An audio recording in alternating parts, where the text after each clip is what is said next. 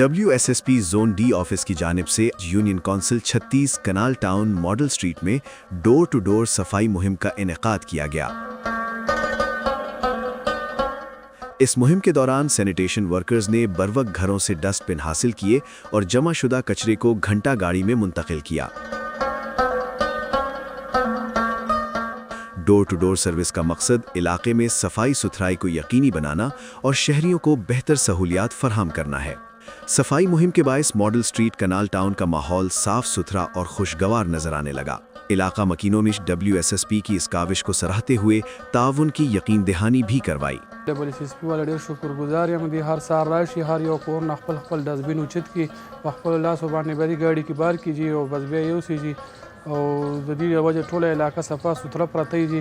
موږ راځو هر سهار وختي ډور ټو ډور موږ ډسټبین اوچتو او ګاډي کې اچو او دا په وخت خپل ځای ته رسوو، کنټینر ته رسوو، کنټینر کې دا اچو او خلک موږ نه ښه مطمئن دي۔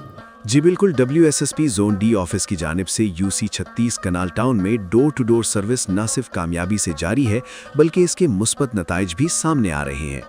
علاقہ صاف ستھرا ہو چکا ہے اور شہری بھی اس اقدام سے مطمئن دکھائی دیتے ہیں۔